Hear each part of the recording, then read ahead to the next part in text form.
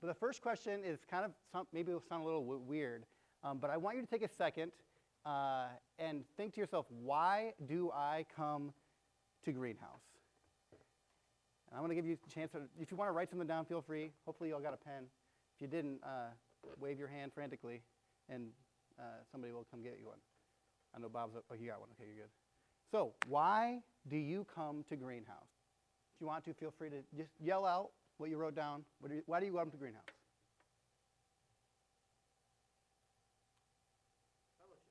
Fellowship, community, being with each other. Other things? Free food. Free food. There you go. You can thank Erica for that. Anything else?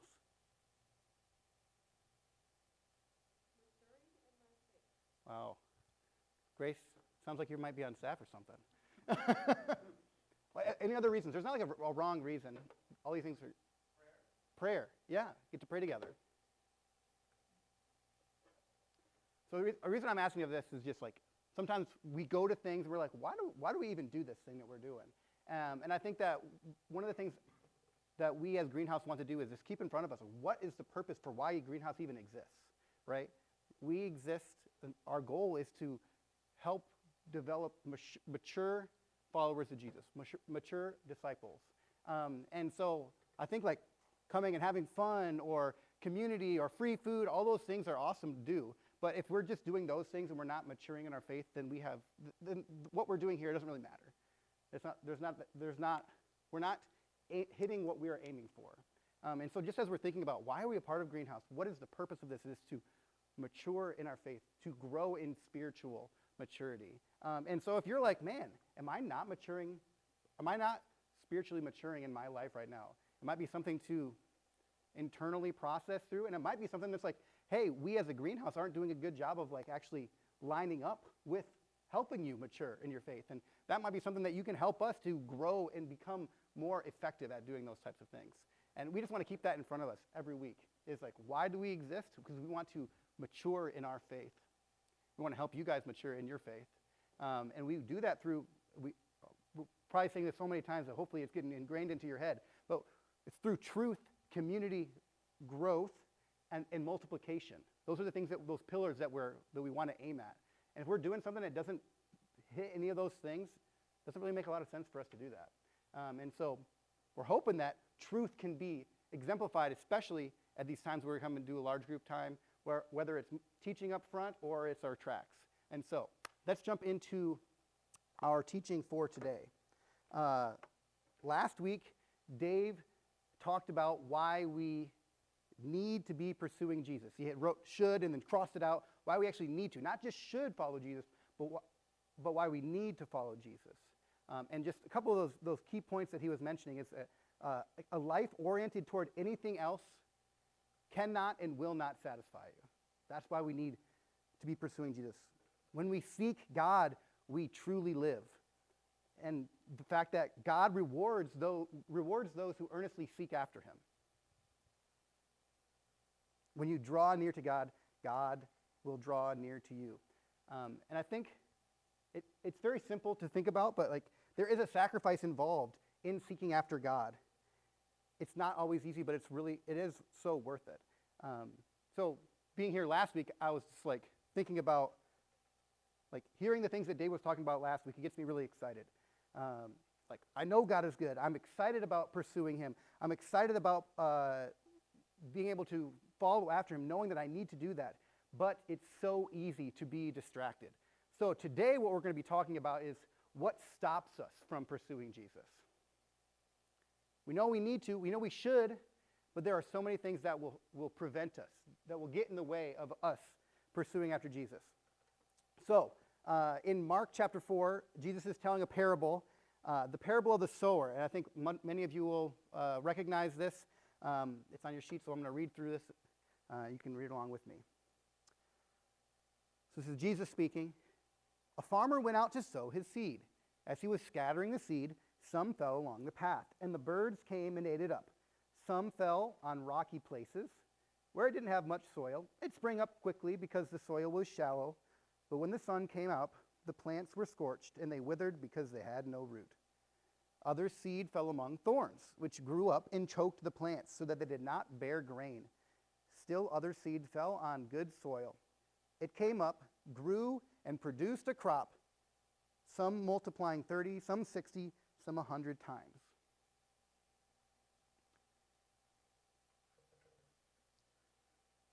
You hear that from Jesus, it's like, okay, cool illustration. But luckily for us, the disciples were really confused about what was going on here. So they're like, yo, Jesus, can you help us out? We don't get it. And Jesus kind of rebukes them a little bit, and then he gives them a really good explanation about what he's talking about. So in verse 14, Jesus says, the farmer sows the word. And in our greenhouse lingo, that's the truth. He sows the truth to the people. Some people are like seed along the path where the word is sown. As soon as they hear it, Satan comes and takes away the word that was sown in them. Those are people who hear the good news. They hear the truth about Jesus. They just don't really care about it, right? Others, like seed sown on rocky places, hear the word and at once receive it with joy. But since they have no root, they last only a short time. When trouble or persecution comes because of the word, they quickly fall away. Still others, like seed sown among thorns, hear the word, but the worries of this life, the deceitfulness of wealth, and the desires for other things come in and choke the word, making it unfruitful. Others, like seed sown on good soil, hear the word, accept it, and produce a crop, some 30, some 60, some 100 times what was sown.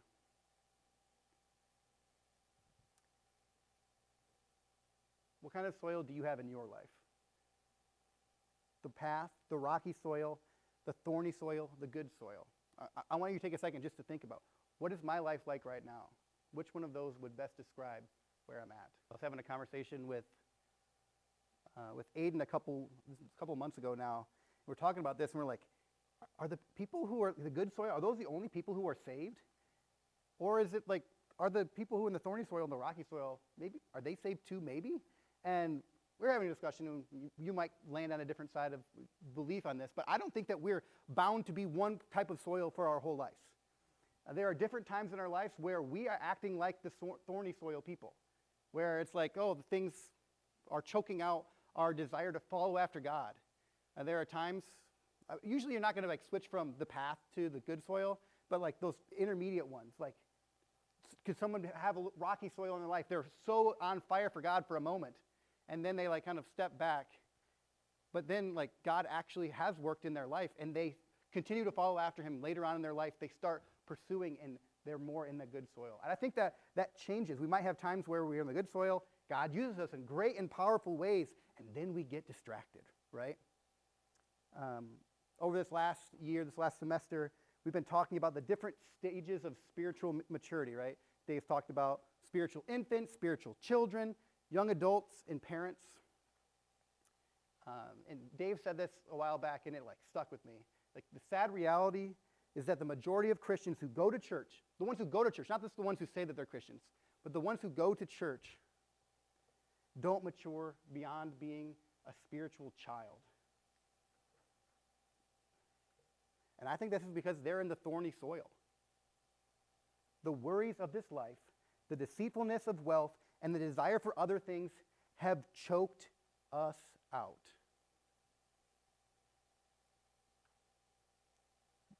I think that there are a lot of thorny soil Christians.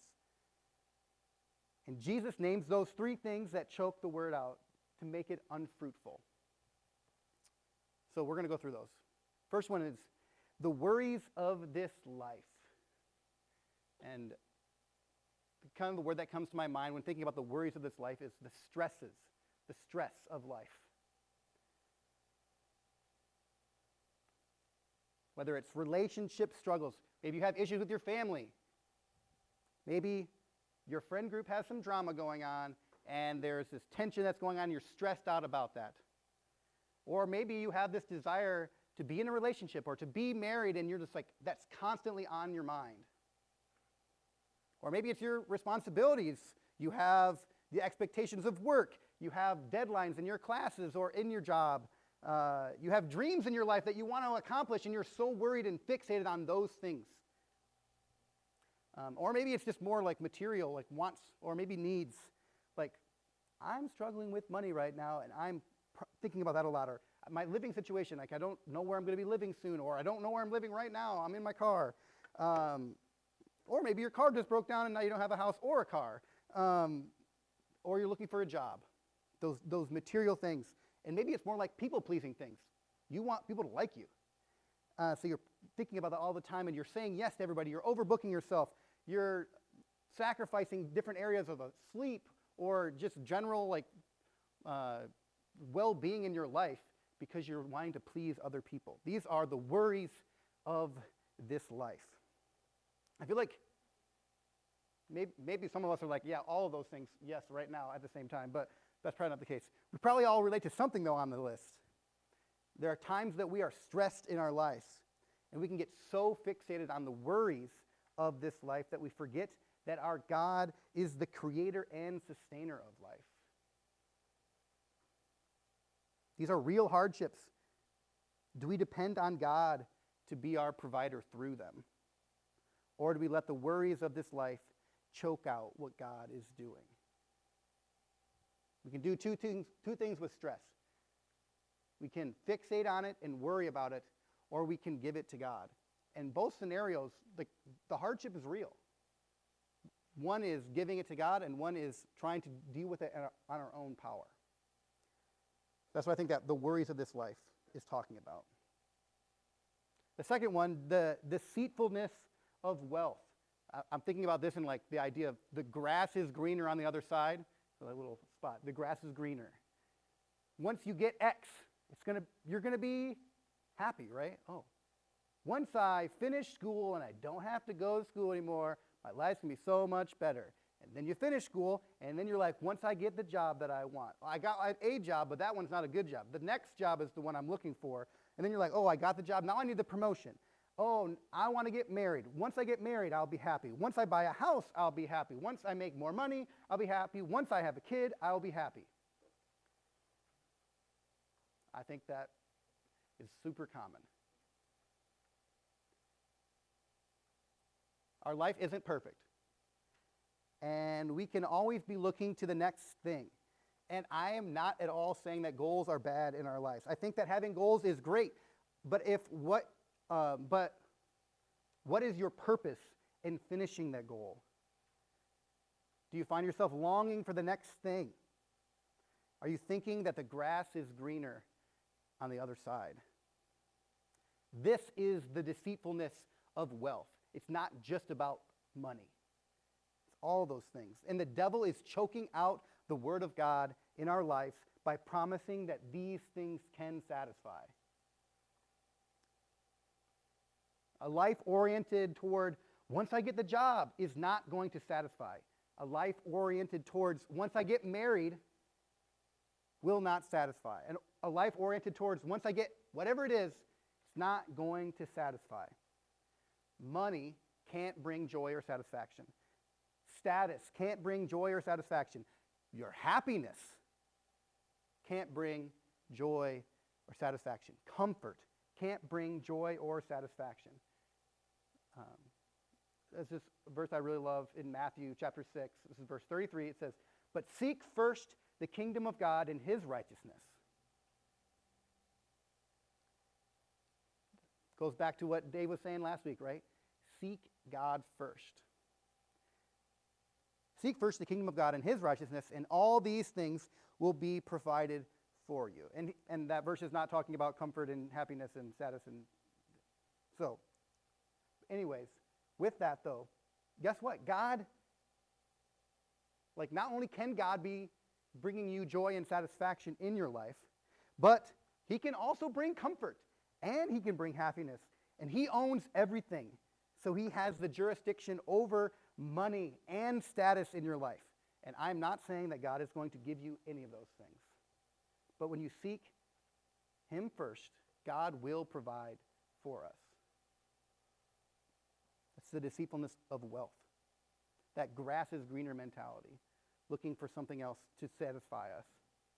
And then the third one, The desire for other things. And I'm thinking about this as like the distractions of our life. The desire for other things.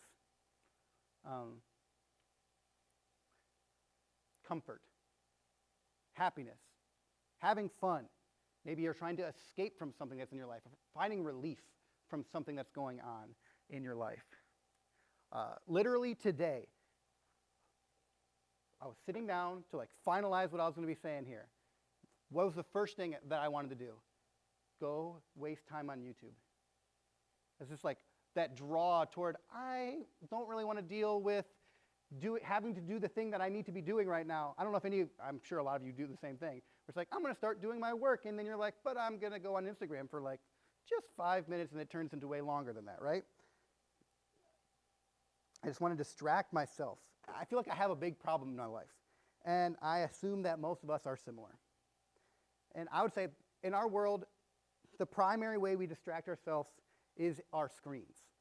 Phones, social media, internet, TV shows, movies, video games.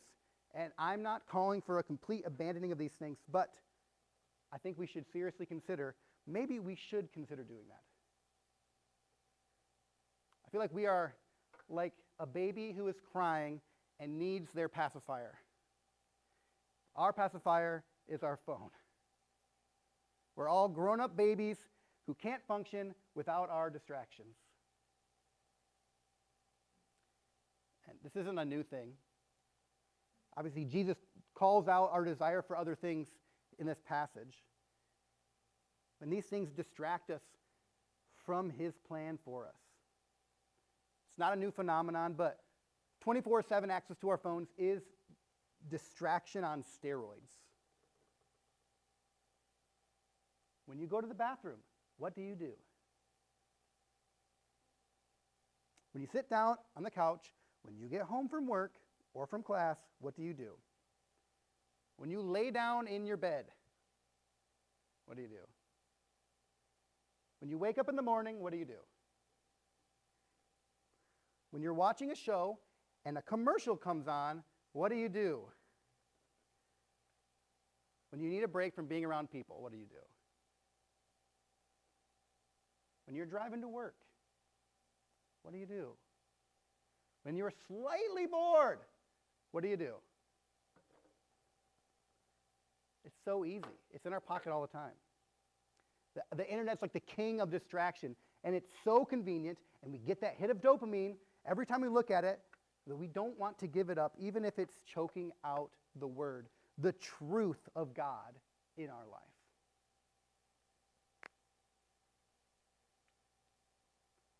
This is an interesting question. What is the most important thing in your life?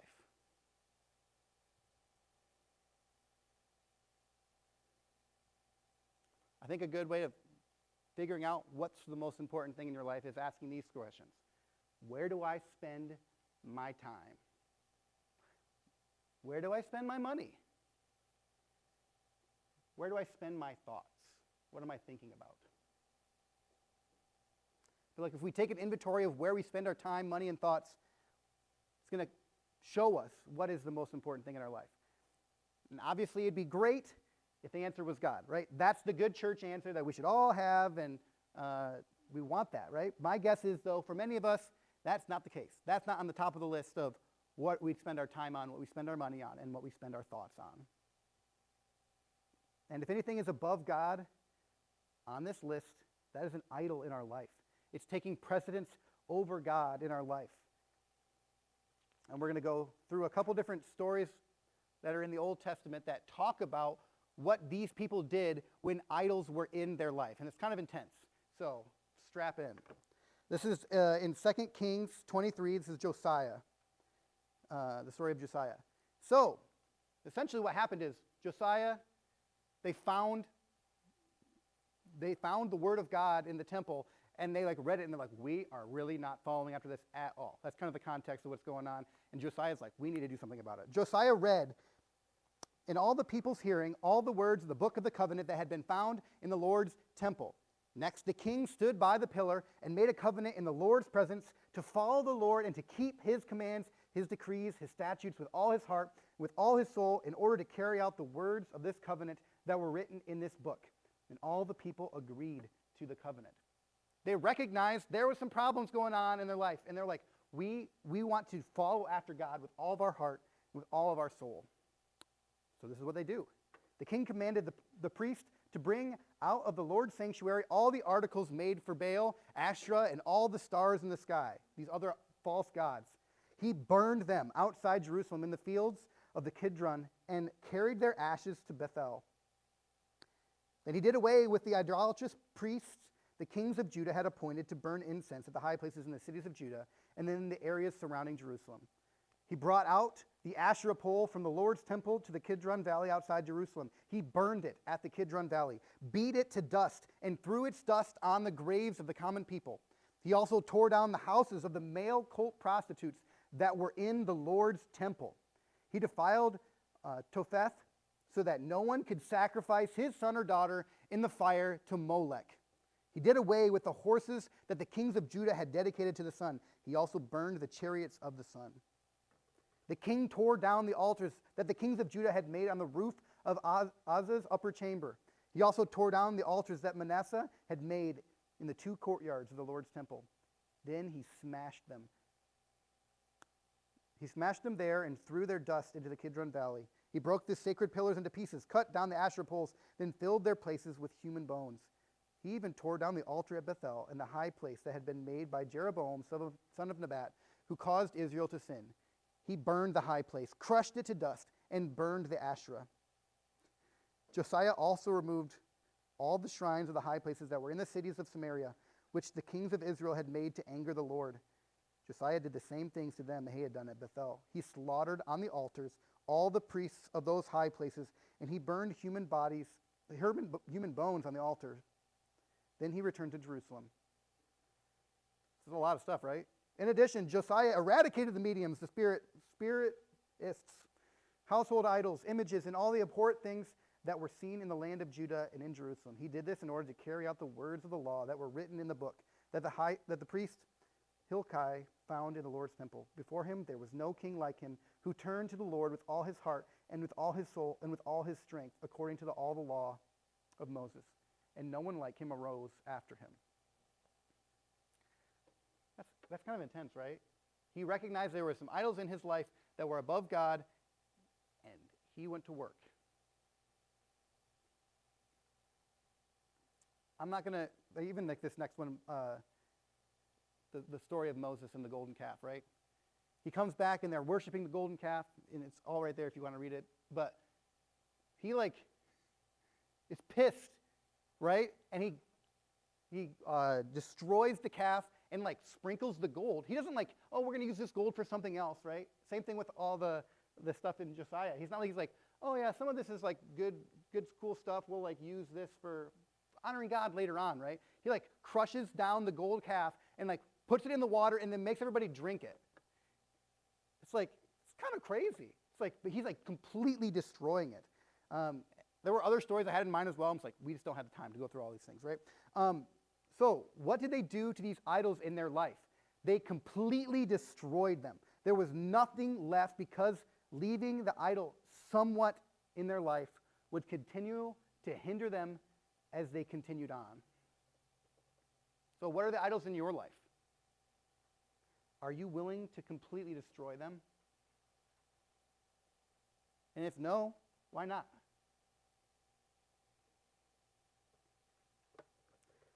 A couple stories came to my mind when I was thinking about this.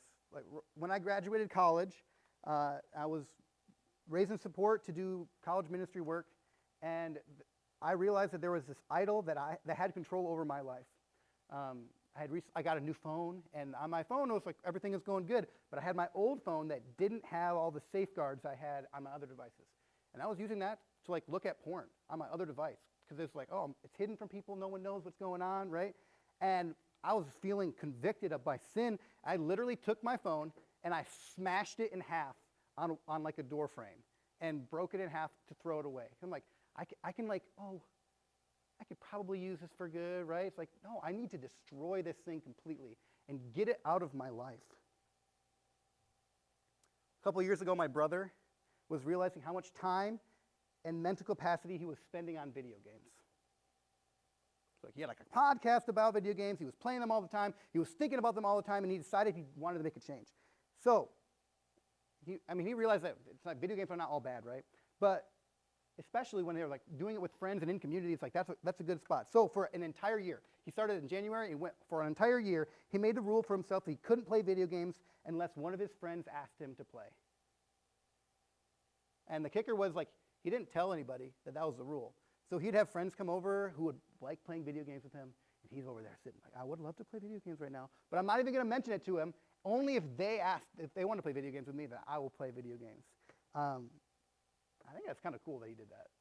Be like, I recognize this is a thing in my life that's an idol. It's not like I need to get rid of it, though. I need to cut this off in a way that can be honoring to God, so I'm not constantly thinking about it all the time. A number of years ago, I started realizing YouTube, oh gosh, YouTube's a big deal, was taking up a lot of my time. So I decided I'm going to give up YouTube for like 3 months, right? It was like for the rest of the semester. We were talking about it here at Greenhouse. So I didn't look at YouTube. I was great at that, but as soon as I stopped YouTube, I meandered over to YouTube Reels. That's what I'm doing now with my time, right? It's like, okay, I got to cut that off too. Then it's like, I got so desperate, I started looking at Facebook. We can be like, I'm going to cut up this little part of the idol here. But the reality is if we don't actually address the issue, we're going to just fill that space in our life with something else that's distracting us. So, I feel like this is probably the reason why I wanted to talk about this is because this is an issue that's been going through my mind recently. I feel like I'm so distracted, and I want to just like pull out my phone and be on YouTube. So specifically, YouTube is a big deal for me, right? And then all these other social media distractions, and I've cut it out of my life for the summer. And who knows, maybe longer than that. It's like I don't have access to all those things that will naturally distract me for the summer because I want to pursue after God more fully. I think a reasonable question that you might ask is it reasonable to actually get rid of these distractions in our life? Is it reasonable? And I would argue, no, it's not very reasonable. But I feel like we should be living unreasonably for God. I think that's if he's the God of the universe, if we actually believe that, being unreasonable for him, that's something we should consider doing. We should do it. But like as you're thinking about these things that are going on in your life, consider giving them up. What would it look like if you got rid of those distractions in your life? So asking you, is there something in your life that you need to cut out, give up, or completely destroy? We're going to get a chance to talk in our discussion groups a little bit later. Talk about what those distractions in your life are right now. Talk about what you might want to do to get rid of the things and pursue Jesus more fully in your life. He sacrificed his life to bring you into his family. Like, I can give up YouTube. I can give up my phone. Like, even if you lived your rest of your life and you didn't own a phone, not even a flip phone, if you just had no phone at all, like, you would be okay. Like, that might sound crazy, and you might not choose to do that. But think about it. And I think that we often make excuses for ourselves because we compare ourselves to how bad other people are at whatever the thing that we are struggling with is. But if God is convicting you of something in your life, don't compare yourself to what other people are doing. Instead, run after God with everything you have because when we earnestly seek him, that is when we truly live.